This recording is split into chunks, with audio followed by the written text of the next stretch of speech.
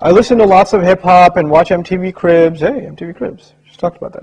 I can't seem to focus on getting close to God. What's your advice? Stop watching MTV Cribs and don't listen to hip-hop. It's probably a good start. Okay, I don't have bias against any particular culture or genre of music, etc., etc. Though I have, strong objections to music per se, though there's some scholarly discussion about it. But I will show you what I'm convinced of.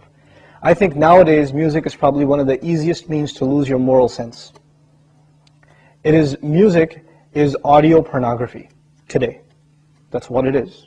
It's explicit, it's shameless, it's vulgar, it takes your sense of humanity away from you, it makes you look at women as objects, worse than animals. And these people are talking about women like they're talking about, an animal, really. It objectifies women, and especially I've noticed a lot of the brothers that I know of, Muslims, that are really into the hip-hop scene, and they're kind of doing the hifz of the song, right? They're memorizing the song, and they're really good at reciting it with perfect tajweed too, right? And so they do that, and it's just horrible language, horrible, horrific language. The only simple response I have to that, if you have any regard for the Book of Allah, that you really think it's from Allah, بِئْسَ الْإِسْمُ الْفُسُوقُ بَعْدَ الْإِيمَانِ.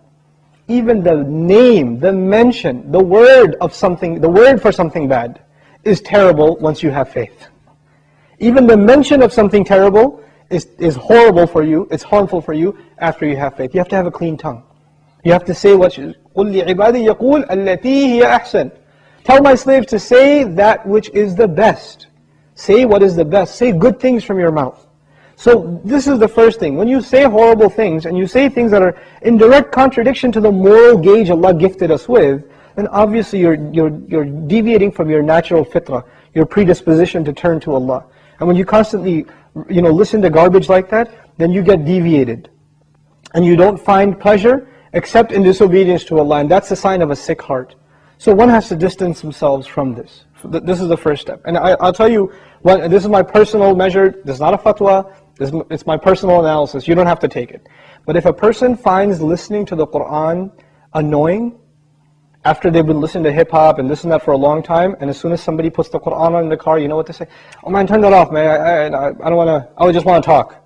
And they immediately, they get a little annoyed when they hear the Qur'an. That actually means the shayateen have taken over. And they're constantly making waswasa to this person. Because what do the shayateen hate the most? Yes, they hate the Qur'an. They hate the word of Allah. They flee, it hurts them. So you know what they do? Because this person has let the shayateen, the devils, into his heart, they start pinching at his heart when he hears Qur'an, and he says, I don't want to hear this. Right? It's like surgery, it's like pulling a tooth for this person. This happens. When you try to give this person a reminder from Allah's word, they get annoyed by it, like agitated, like an allergic reaction. Why? Because they've let the shayateen in. To let them out, the first thing you got to do is stop supplying them with fuel. This is fuel. This useless wasting of time, this is fuel for shaitan. They love that you waste your time. They love it. Because the one asset, the one piece of wealth Allah gave every human being is time.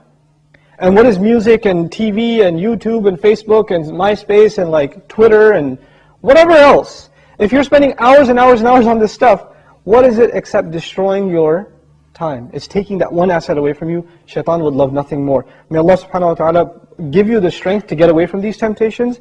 My advice that I keep going over, I can't get enough of giving this advice, find better friends. Find company that is not into these things and try to spend more time with them, and inshallah you'll wean yourself off of these habits. Bi-idhnillah.